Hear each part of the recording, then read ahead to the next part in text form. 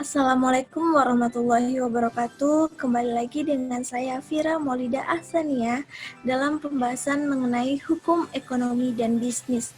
Nah, pada kesempatan kali ini kita akan bahas mengenai pasar modal. Sebelum kita lebih jauh lagi mengenal apa itu pasar modal, kita akan bahas mengenai sejarah dan perkembangan pasar modal di Indonesia. Jadi, dalam sejarah perkembangan pasar modal Indonesia, kegiatan jual beli saham dan obligasi dimulai pada abad ke-19. Jual beli efek ini telah berlangsung sejak tahun 1880. Pada awal tanggal 12 Desember 1912, berdiri cabang Bursa Efek di Batavia. Nah, setelah melakukan persiapan, akhirnya berdirilah secara resmi pasar modal di Indonesia yang berada di Batavia pada tanggal 14 Desember 1912 dan bernama Vereniging voor Effectenhandel atau Bursa Efek. Dan saat itu pula dimulailah perdagangan saham dan obligasi, perusahaan milik Belanda serta obligasi pemerintahan Hindia Belanda. Nah, adapun perkembangan pasar modal di Indonesia yakni dari tahun ke tahun mengalami kenaikan. Nah, dimulai dengan adanya perubahan yang terdapat di dalamnya sehingga menghasilkan Bursa Efek Jakarta yang merupakan satu-satunya bursa efek di Indonesia. Aktivitas yang dilakukan sangat banyak guna membantu para investor dan perusahaan melakukan transaksi ekonomi. Selanjutnya kita akan membahas mengenai pengertian dari pasar modal. Jika kita tinjau dari Undang-Undang Pasar Modal Nomor 8 Tahun 1995, pasar modal adalah kegiatan yang bersangkutan dengan penawaran umum dan perdagangan efek perusahaan publik yang berkaitan dengan efek yang diterbitkannya, serta lembaga dan profesi yang berkaitan dengan efek. Sedangkan apabila kita tinjau dari pengertian di KBBI, pasar modal adalah pasar konkret atau abstrak yang mempertemukan pihak yang menawarkan dan memerlukan dana jangka panjang, yaitu jangka 1 tahun ke atas. Setelah kita membahas mengenai pengertian pasar modal, kita akan membahas mengenai perbedaan antara pasar modal dan pasar uang atau money market. Nah, pasar uang dan pasar modal itu berbeda. Kalau pasar uang berkaitan dengan instrumen keuangan jangka pendek, yakni jatuh tempo kurang dari 1 tahun dan merupakan pasar yang abstrak. Sedangkan pasar modal berkaitan dengan instrumen keuangan yang jangka panjang yang jatuh temponya lebih dari 1 tahun dan merupakan pasar yang konkret dan abstrak. Kemudian kita akan bahas mengenai fungsi dan manfaat pasar modal di Indonesia.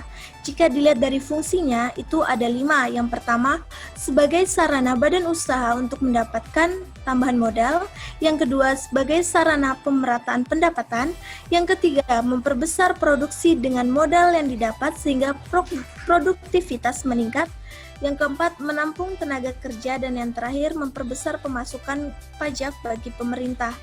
Adapun manfaat pasar modal yang pertama yakni menyediakan sumber pembiayaan jangka panjang bagi dunia usaha sekaligus memungkinkan alokasi dana secara optimal.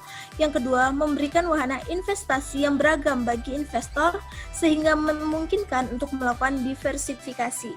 Yang ketiga, menyediakan leading indikator bagi perkembangan perekonomian suatu negara. Maksudnya di sini, jika pasar modal berkembang, maka diharapkan perekonomian juga akan berkembang.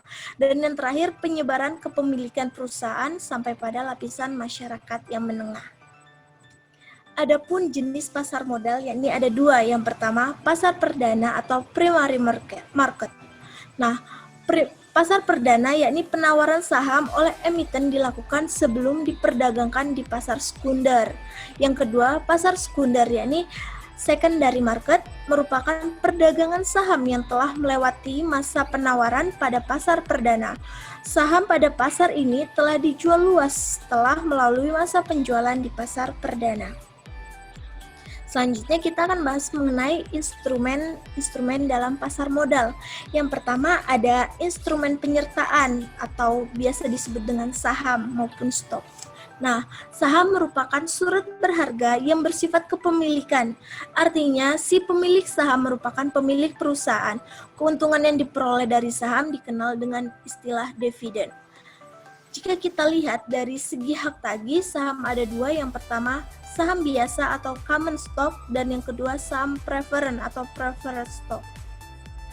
Yang kedua ada instrumen utang atau obligasi maupun bonds. Nah, obligasi adalah suatu sertifikat yang merupakan bukti utang yang dikeluarkan oleh suatu perseroan terbatas dengan tujuan mendapatkan modal. Jika kita lihat dari segi peralihan, obligasi ada dua, yakni obligasi atas tunjuk dan obligasi atas nama. Sedangkan kalau kita lihat dari segi jaminan yang diberikan atau hak klaim itu ada dua. Yang pertama, obligasi dengan jaminan. Yang kedua, obligasi tanpa jaminan. Ketiga, jika kita lihat dari segi cara penetapan dan pembayaran bunga dan pokok, ada tiga. Yang pertama, obligasi dengan bunga tetap, obligasi dengan bunga tidak tetap, dan obligasi tanpa bunga. Yang keempat, ditinjau dari segi penerbit ada dua, obligasi oleh pemerintah dan yang kedua, obligasi oleh swasta. Dan yang terakhir, jika kita lihat dari segi jatuh tempo, obligasi ada tiga. Yang pertama, obligasi jangka pendek, kedua, obligasi jangka menengah, dan yang ketiga, obligasi jangka panjang. Selanjutnya, yakni reksadana. Nah, reksadana adalah sertifikat yang menjelaskan bahwa pemiliknya atau investor menyerahkan sejumlah dana tertentu untuk digunakan sebagai modal berinvestasi. Dalam praktiknya, istilah reksadana dikenal sebagai gabungan dana dari berbagai pihak yang digunakan bersama-sama untuk melakukan investasi.